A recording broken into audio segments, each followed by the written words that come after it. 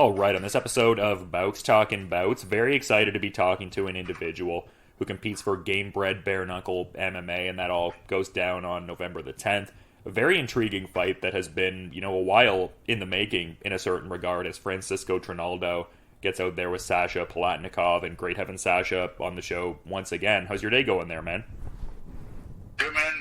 Just started the day, getting some things sorted before I go get sweating, as I'm starting to, cut weight for this fight on the 10th. Yeah, and a very intriguing one, like I was kind of alluding to in the intro. Like, I saw you had a post a bit ago talking about how you manifested this and were looking for this fight in the UFC. Like, can you give me the timeline for all of that? Because I'm curious to hear you expound upon that a bit. After I made my UFC debut, obviously coming off of a high and obviously wanting to get back in there as soon as possible. My mindset at the time was to try to fight someone with a lot of experience, just to kind of fast track myself in the division. So in my mind, I'd watched Francisco fight for quite some time, just, not as a fan, but just, I watch everything. So I would always come across his fights, especially when he moved up to the welterweight division. I would always highlight, make sure to watch what's going on in that division. So when I spoke to my manager about potential opponents, he was someone that I brought up quite hastily. I was like, yeah, this is someone I would really like to fight. I think my style and the way that I fight match up very well against him. Obviously that was that 2 years ago. So it was definitely someone that was on my radar that I was interested in and eventually or trying to, see across from me in the cage, but obviously it didn't work out. And then here we are now. I had this opportunity with Gamebred, and I was just like, yeah, I'm ready to fight whoever. I didn't really have anyone in mind. I didn't know of anyone really. I was like, whoever it is, and then. And in my career, I've always had quite some trouble getting matchups for some reason, especially outside of the UFC. So I was kind of fearing the worst in terms of, maybe they're going to have a hard time finding someone to fight me on my debut, etc. But thankfully, they came out with someone not only with a ton of experience, but also a gamer. So it was a no-brainer as soon as they sent the contract or the offer for Trinaldo. It was a quick accept, and I was just excited to have an opponent to go head-to-head with on November 10th. Yeah, for sure, and obviously a lot to discuss with this fight, but you kind of said something I thought was interesting there, just in as far as the awareness of Trinaldo, but not necessarily in a fandom sort of perspective. And when we were talking before the Raymond Daniels fight, you did describe him as a fan. Is there a certain benefit to that different mindset? Is it just certain fights are, different stories and different, perceptual frameworks? Is there a certain benefit to maybe not perceiving your opponent from a fandom perspective? I guess, what do you think about all that, I suppose? At the end of the day, I respect everyone that I fight and everyone that does it. They're going to have my respect. But, yeah, Raymond Daniels is a different animal because that's my world is striking and that's his world. So coming up, that was someone that I looked up to in a way. I was his performances were something that I would love to emulate. Whereas Francisco, he's just a dog. He's a tough ass dude. He's not someone that I would say is technically the most beautiful fighter to watch, or his performances are oh my god, he's just a tough guy who's gonna go in there and try to come out there with his hand raised, but no disrespect to him. I think he's a super, super tough, talented fighter. He's getting up there in age as Raymond was, but nowadays that doesn't really mean much. And yeah, I just see this stylistically as a good opportunity for me. Just the way that I fight, I can make a bet with you right now. He's going to be the first person to shoot. He's going to be definitely the first person to shoot a takedown in this fight. So something that I've definitely anticipated, that I'm anticipating and ready to defend when we get in there. But I just know that my striking is going to be levels above, and I feel like I'll be able to hurt him. And I just feel like, he's a 155er predominantly who kind of finished his career at 170. So I'll have the height, the length, probably the size as well, advantage. So these are all things that I like going into a fight. These are things that, give me, made me feel positive going in because I know about my abilities. This is someone I've watched fight a lot. It's not someone that I have to go and research. It's someone that, I'm familiar with. So it's one of those things that I just thought at that moment, the MMA math, it doesn't always work out, but this particular situation, I was like, yeah, this is the one. And what a better way than, to make your debut against someone like Francisco Trinaldo, both of us ex-UFC, and I think that will also draw some eyes, to the fight. So it's a good thing. Yeah, and that striking acumen obviously speaks to a lifelong of consistent, dedicated work, but it seems like more in like the localized body of this recent camp that a lot of like southpaw defense with D-Rod has been going on. So yeah, I love to see it. Mm-hmm. For sure. Just curious to, I guess, get more insights into that though, just with this being, like I said, from the top bare knuckle MMA. I saw you had a post a few weeks ago where you were talking about how you're kind of going around punching inanimate objects and you're hoping the knuckles are unbreakable. Like, is there certain differentiation in how you're preparing for, bare knuckle MMA compared to some of your previous gloved MMA bouts?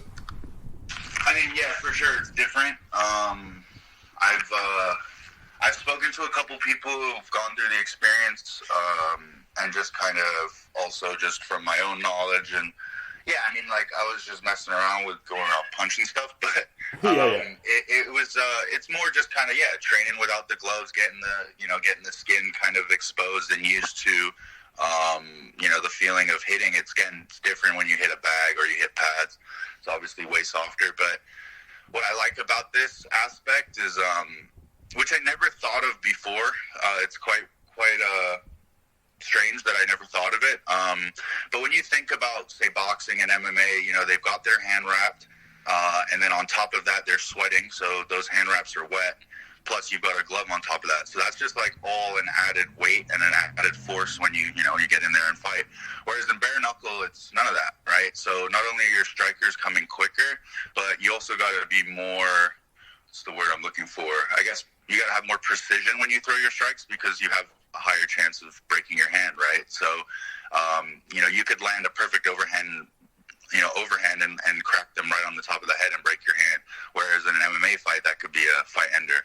So there are a lot of factors in that regard that I think are very interesting for the fight. So I've definitely, put a lot of focus on just kind of making sure my wrists are strong, making sure my hands are feeling, sharp. I don't got any injuries in that regard. My hands, I've been doing technically bare knuckle since I was like 5 or 6, just on the karate scene, with a little bit of Kyokushin work and my background at Goju Kai. So I have that background. It's not like, oh my God, I've never been in a fist fight without gloves on. That's not really the worry for me. It's just now it's about picking my shots and finding those shots without, hurting myself. And the crazy thing is, like, I've, thankfully, touch wood, I've never, hurt my hand or anything like that seriously, but I just think that this sport makes you play chess more than necessarily an MMA or glove sports where you can kind of just brawl and throw caution into the wind.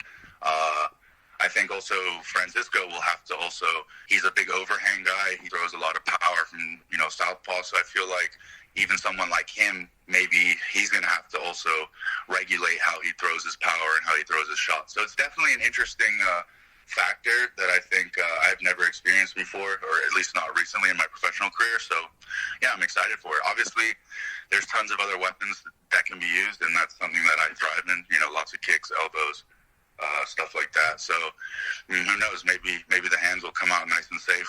Might not have to use them too much, so we'll see how it goes. Yeah, I get what you mean, and I'm I guess trying to find a certain way to posit this question where maybe it doesn't sound contrived, because ultimately it is a different kind of sport you're going into. But you mentioned like the karate experience and that, you know, familiarity with a certain kind of like gloveless combat and everything. Like, as much as it is ultimately a different sport, do you think that lends itself to, I mean, I guess maybe you'll only fully realize when you get out there, but does it lend itself to a certain level of competitive comfortability? Because I know you're a guy that likes to kind of get more in that flow state and see kind of what like presents itself in the fight. So do you, I guess, imagine there will be some sort of like pseudo familiar competitive benefit there? Yeah, I mean, I feel very comfortable every time I get in there. That's just, I don't know, it's just something where, so when I fight, I'm very comfortable. I don't feel stressed usually, and I just enjoy the process. The thing that sucks for me is cutting weight, but when I actually get to go and compete, I love it, you know. And and every fight is about, if I can go in there and play a surgical chess match and just pick them apart and eventually get them out of there, or put on a clean decision, like that would be, you know, ideal on paper. But I also know that's not how fighting works. So I'm, like you said, I'm ready to just kind of react to what I see in there. I have kind of some cues and keys that I'm looking for when I face Trinaldo, especially because I have so much experience fighting southpaws. You know, southpaws are someone I'm actually more comfortable probably fighting a southpaw than orthodox, because it just so happens that I've just sparred with so many southpaws in my career, in that open stance as well. So it's something that, I don't like to, like, you know, overthink fights too much, or like scenario things like, oh, this is going to happen or that's going to happen. No, I just kind of just make sure I'm good to go. I kind of understand what I'm going to have in front of me in terms of like what weapons are going to be coming at me, and just making sure that I'm sharp and ready to react. Like I said, I have the height, the length advantage. I do enjoy fighting people that are a little bit shorter in length than me. It gives me that range, which I enjoy fighting at. But I just feel like these are one of those opportunities where it's like, I kind of know what he's going to do. He's going to try to put pressure and try to take me down. But it's going to be a challenge, I think, for him to get to that point, or he's going to get hurt doing so. So that's kind of what I've been working on, and it's been the story of my career, just avoiding people taking me down. So I'm ready to do that and ready to put it on him. Yeah, I get what you mean, and fair point about the cutting weight. I mean, definitely a cumbersome experience, I would have to imagine, at the very least, but it seemed like D-Rod was trying to have fun with it at the very least when he made championship weight after a long night of pizza and weed. So I guess like some people trying to add a little something to it. Yeah, no, don't worry. He wasn't eating pizza. He definitely wouldn't have made weight if he was eating pizza, let me tell you that. Cutting weight is the challenge, you know, and I haven't fought at 170 in a little over a year. I've been fighting, I fought Raymond at 175, and then I was fighting 85 before that. So it's definitely been on my mind, but again, I'm already ahead of schedule in terms of, you know, my weight. It just sucks because I can't enjoy things that I enjoy, you know, the food and the stuff that I enjoy on a daily basis, you know. So it is what it is, but that's, you know, the little sacrifice you make to get to this point, and then it's even sweeter when you come out. So, you know, my goal in this situation obviously is to go in there and smash, make a good, make a good impact on my debut with them. I tend to have a history of making, you know, good debuts when I come into a new organization. So that's obviously on the cards for me. And then right back to Vegas is on the 15th. You got the big Karate Combat card. So, if everything goes according to plan, come out of there nice and healthy with a win, and then go right back into it again in Vegas with Karate Combat. So that's always been my goal, to be as active as possible. Obviously, I can be just talking out of my ass right now and end up breaking my hand, and that doesn't happen. But I'm again trying to manifest that into next month, just to round off the year. I would love to go back to back, especially fighting on such a cool card in Vegas. So that's kind of the mindset for this camp, is just making sure I'm healthy, I'm strong, ready to go, and go and get the result, and then come back here and do it again. You know, that's kind of the goal. Yeah, I mean, that would be a cool path for sure. I mean, I get what you mean, though. Definitely don't want to overlook the immediate event, but even just speaking to that, a deep event in its own right, just Alan Belcher and Roy Nelson in the main event, which is an intriguing heavyweight bare knuckle MMA fight. But just a lot of known names on the card too, like Jason Knight and Curtis Millender, Chase Sherman. Could really keep going on. Like, how does it feel to, or are you so, like, I guess maybe like blinders on, hyper focused on your fight that the surrounding card isn't like a meaningful factor? Like, what are your thoughts on all of that? Because it seems like you're part of a pretty deep event. Oh, I mean, yeah. I mean, I've I've fought on, big cards. My debut was a pay-per-view, it doesn't matter. For me, yeah, the focus is me. Focus is getting the result. I don't even know what order I am on the card, so like I said, I don't watch what's going on. I'll only start to relax after my own fight is done and dusted. So yeah, but I watched the last card, the last Gamebred card, and it was a dope one. With Verdum and Dos Santos, good card all the way through. So I'm sure there's going to be a pretty rowdy crowd there for Allen. That's his hometown. Down in Mississippi, so it should be a pretty cool experience, atmosphere. I've never been there before.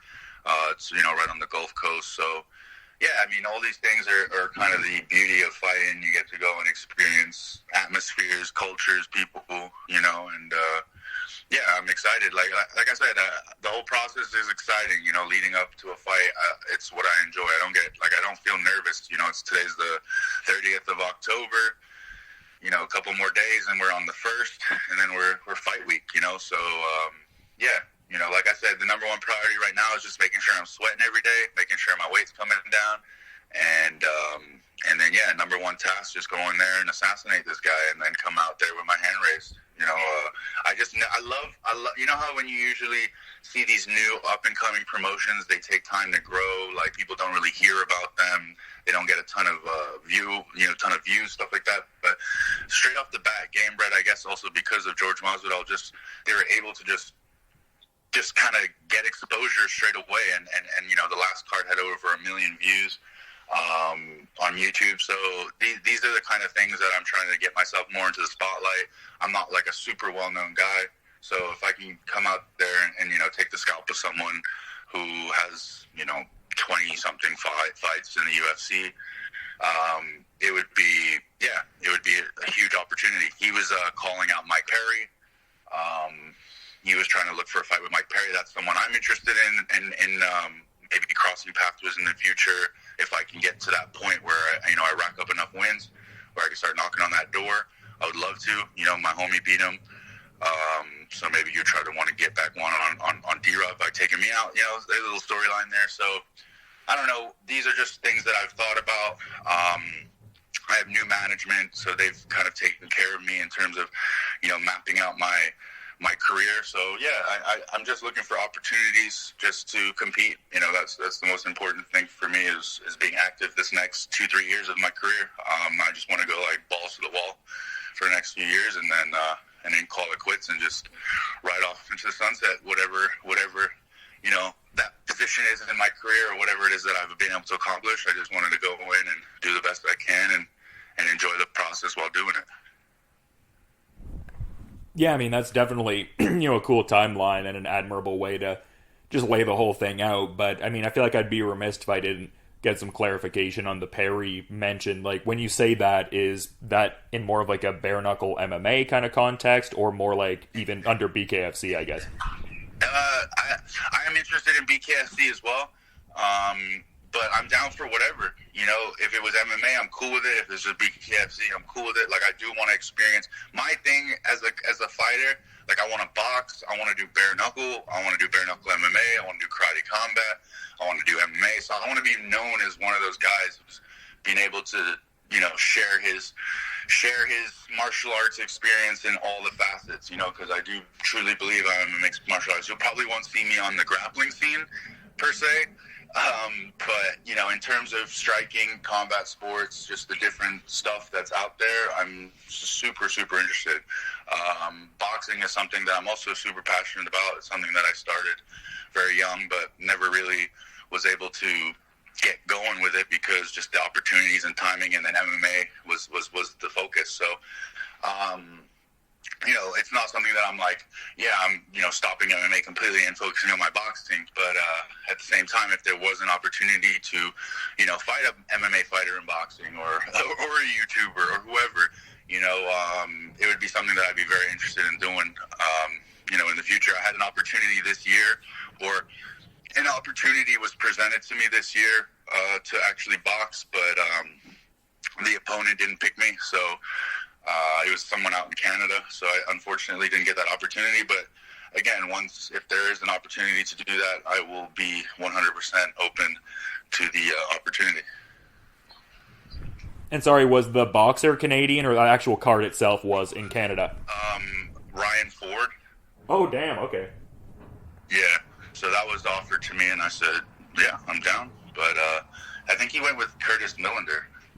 Actually, that's who I don't know if that fight went through or not, but I remember it was like early this year. I'd said yes, and then was waiting to hear back, and I heard that he went with Curtis Millender. So I don't know if the fight ever ended up happening or not, but yeah, that was kind of like a little introduction. I was like, yeah, I'm down. And I have some friends actually who trained, who were coaching Ryan, and I had spoken to them and was like, you think it's a good opportunity? And they're like, yeah, do it, definitely do it. So I was like, all right. He's an older guy, he's tough, but I just thought, I thought it was a good opportunity. So unfortunately it didn't work out, but I'm sure something, probably next year, maybe, who knows, something will come up. Yeah, I mean, just very interesting to hear, because it's like pseudo my neck of the woods, albeit in a different province, but under that unified banner as well, and definitely have covered quite a few of their events and been there when I was living closer to the area. And I guess just for a curiosity kind of thing, they did in fact end up fighting each other in May, Millender and Ford. Oh, they did? And did who won? Millender won by unanimous decision there. Oh, yeah? Shit. Okay. Sick. I didn't even know. Yeah. See. Was it a close fight? Did you watch it? Yeah, I mean, I would say it was a pretty competitive fight all around. Yeah, I did end up watching that. And yeah, I mean, Millender, great account of himself in that fight, obviously. Working behind his jab. He definitely had like a length and reach advantage, right? Yeah, I mean, that was kind of the impression I got as the fight sort of played out, yeah. Mm-hmm. Yeah, no, that was definitely an opportunity that I would have loved to experience. But yeah, like I said, these are opportunities, you know how in the fight game, just anything comes up at any time. So, just stay ready. My whole mantra now is just stay in shape, stay ready. Before, when I was early on in my career, I would take a fight and then take a couple months off and then get back in, and it was a mess, I learned the hard way. It happened to me in the UFC. So, now it's just like I said, the next 3-4 years of my life, I'm just focused on this, making sure I'm the best at all times, and then when that phone call does come and there is an opportunity to take something short notice or just a big opportunity in general, I'm ready, So that's kind of how I've lived my life the last, last couple of years. So yeah, that's kind of, I'm a martial artist at the end of the day. I love to fight. I love doing what I do. This is like, people are like, oh, what's your job? And I'm like, well, I own a supplement company. I do computer stuff. They're like, oh no, but I thought you're a fighter. I'm like, no, that's my hobby. Like, I know it pays me, and I know some people make like a full-time living off of it, and I have at certain points, but for me, this is just a passion. This is what I love to do. I could stop fighting today, and I'd be fine. I'm not one of those guys that has to fight to earn a living or has to fight to, feed the family. This is just purely passion and something that I love doing. And, and like I said, I love opportunities. I like spontaneity. I love to travel. I love experiences. So there's no better sport than to facilitate all those things, on a regular basis. Because at least for me, my whole career has just been like all over the place and been fun and exciting. So I just wanted to continue. Yeah, absolutely. And you had mentioned earlier, one of the things you really enjoy about fighting is just getting to experience different cultures and whatnot. And I feel like I'd be remiss if I didn't touch on your podcast, Culture Crooks. Like, how long has that been going on? Like, how's the process been? Curious to just get some thoughts on that, because it seems like you've been having fun with that. Yeah, I mean, D-Rod and I started that, I want to say, a little over a year ago. It's what are we now? We're in October, so it's like maybe a year and like 4 months or something. But yeah, we the first time we met each other, we practiced. I remember it was actually funny. After my first fight in the UFC, I got an interview, and they asked me, like, you know, like the question kind of going over Francisco. They were saying, like, oh, who would you like to fight next? And I'd already been matched up with Impa going into that fight when they asked me. And I said, oh, there's two welterweights fighting on this card, Mike Perry and Daniel Rodriguez. Like, I'd love to fight the winner of that, you know? And so that's how I'd first kind of seen D-Rod or heard of D-Rod before. I didn't know him. And then, you know, I had my fight with Impa. It didn't go my way, unfortunately. And I think a week or 2 weeks later, D-Rod walks into our gym, into the gym I'm training out of a syndicate. And I'm like, oh, shit, that's that guy, you know, who fought Mike Perry and won. So I was like, cool. I was like stoked because it was just like another welterweight, high-level welterweight I could train with, you know. So, yeah, I said, what's up? You know, we trained together. We sparred that day. It was a good day, like in terms of, you know, no egos. We were just getting good work. And then afterwards, I was just like, hey, man, like, you want to smoke a joint? Like, I didn't even know if you smoke weed. Obviously, you know, don't judge a book by its cover. But he's like, bro, yeah, let's smoke. So we smoked in the car, talked a bit, and then, you know, 2 or 3 hours later, we're giving each other like our life stories or whatever. And he was the one who was like, bro, we should do a podcast. And I was like, yeah, that's a good idea. And at that time, there weren't any fighters, you know, active fighters that, you know, were sitting down and talking on camera. So I was like, man, maybe we should. So we started, and yeah, I've basically winged it this whole time. Like, I don't have any experience in editing and audio, anything like that. But when we first started, I was just like, all right, we'll try to set this up and get it going. And we got it going a little bit, you know, consistently, pretty decent in the beginning. And then D-Rod had moved back to LA, so then it became a little bit harder.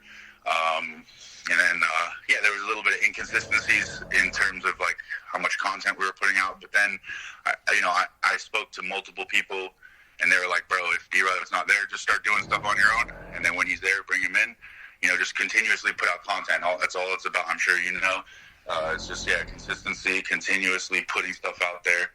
And then, yeah, that's how you kind of get more of a following.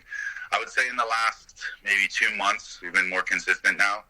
I have like a little team of people that help me in terms of like editing and putting out clips and stuff like that. So some guys that are, you know, helpful in that regard really helps me because, yeah, I can do all that stuff. It's just I don't have enough hours in the day or the energy to do it all. It's just like, you know, coming from a day full of sparring, and it's like, okay, we film an hour episode, and it's like, fuck, like I don't want to sit at the computer and edit this. So yeah, for sure. It's really helpful.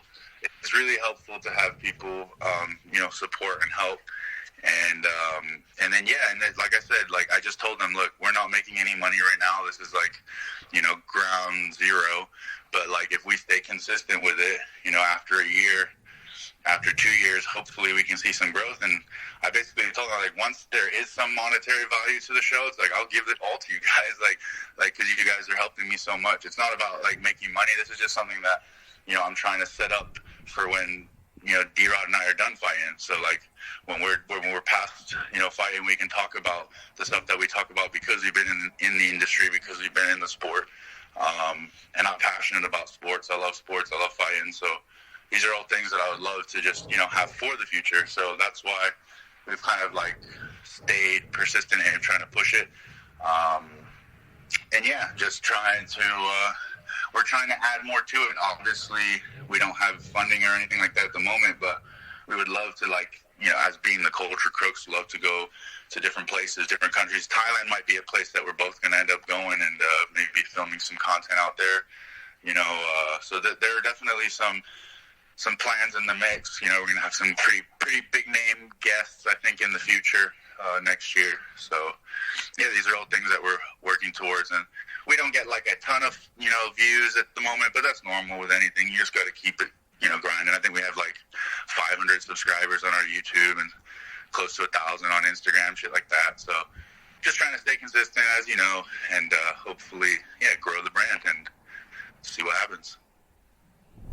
Yeah, and it's cool too. I mean, just getting in these like newer disciplines, even just like with the bare knuckle MMA, it's like it just really keeps building this resume across all these different sports, which in a sense serves the analyst kind of position, because it's like you can really speak from an informed position on multiple combat sports. So yeah, I'd love to see it. For sure. Yeah, I mean that's another thing that when I'm done fighting, I would love to be involved in the sport, whether it be from a commentating perspective or, you know, just someone that's, you know, talking about the fights, talking about combat sports. It's something that, again, I enjoy doing. You don't like it.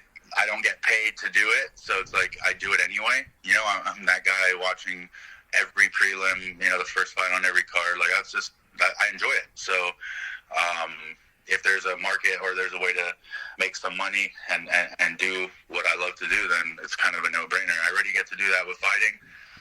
So I was like, if I can turn that into something where, you know, people are informed or they enjoy what I have to say, and it's relevant, then yeah, then that would be great. You know, it's not the end of the world if I can't do it, but at the same time, it would be awesome, you know, to get involved in sports. Sports are my passion, and my number one is combat sports. So yeah, I would love to one day kind of when I retire, just kind of be focused fully on that, because I know how much better I would be in terms of like being able to fully focus on just that one thing. Whereas like, you know, my main focus now is obviously training physically myself, being in the best shape that I can, eating, all this kind of stuff. It requires time. And, you know, if I could really focus on like putting all my effort into, you know, media and podcasting and content, then I think it would be a completely different, you know, it would look completely different to what it looks right at the moment. So, yeah, it's just like utilizing the amount of time that I have in my day. You know, 24 hours sometimes doesn't feel like it's enough. But yeah, I like to be busy. I like to do a lot of different things, and I feel like you know, thanks to the sport, it can give me an opportunity to continue in the same field without having to, you know, get punched and kicked every day. So yeah, that's kind of how I see things. Yeah, just exciting to hear, and so many interesting potential options, but definitely very excited for, you know, the next chapter in the story to unfurl in the next couple weeks. But, you know, in mentioning time and how sometimes there's not enough hours in the day, I do want to be mindful of the fact that you probably have a few things you're looking to do beyond this for sure, but always good getting to talk to you, man. I guess in saying all of this, I'm curious if perhaps there's a final parting thought you might have as we're wrapping up. In regards to... just really anything. I mean, sometimes like people will shout out sponsors. Sometimes people don't really have a parting thought. I mean, just kind of, yeah, if maybe anything wasn't mentioned. Yeah. I mean, you know, for this camp, I have actually, for the first time in a while, I mean, since the UFC, I had some sponsors, but since coming off the UFC, I haven't really had any sponsors. So leading up for this fight, I have a couple, and it's pretty cool. I'm working with the Grower Circle here in Las Vegas. I don't know if you saw that video, but I went by their facility. They have you know, everything, you know, indoor grow, edibles, all and everything you can imagine, you know, a dispensary would have. My first time ever experiencing that, so it was very cool. And they look after me. You know, we're going to partnership for this fight, and you know, I've been partnering up with a gym in Vegas, Fit Club. Been working with them. It's a really cool gym out in Vegas. And another company called Sauced. They're also in the THC space, in the weed space. So yeah, those three companies have reached out and shown some love. And then I got this sauna company called Kaif Saunas. They're like sending me this super fancy sauna to Mississippi. So I'll be using that, you know, during fight week to cut weight.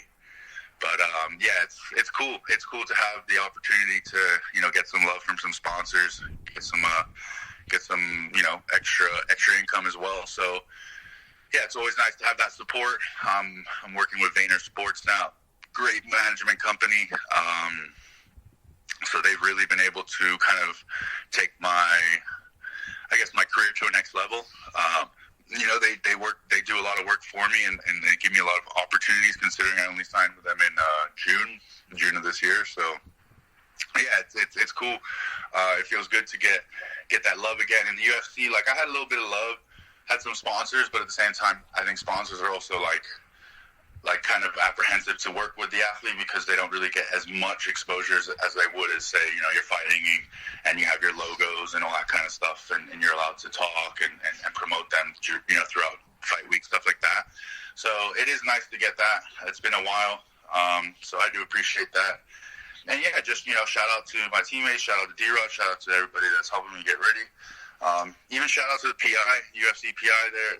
I'm still doing my training with D-Rod out there, obviously, because of D-Rod I can go, but, still getting the same kind of looks and the same kind of training that I would if I was in the UFC. So, yeah, no, I'm good. I feel good. I'm ready to go. I'm excited. And, yeah, I just hope everybody tunes in. And I low-key think our fight's probably going to be fight of the night. Like, I just feel like, there are a lot of good fighters on this card. Maybe Bowman and Millender's also up there as well for potential fight of the night. But, yeah, I feel like there'll probably be a lot of finishes. I just have this feeling that a lot of people are going to get finished on this card. So, yeah, my goal is to go out there, get another finish, and then see what they have in store for me in the new year. So that's kind of the plan.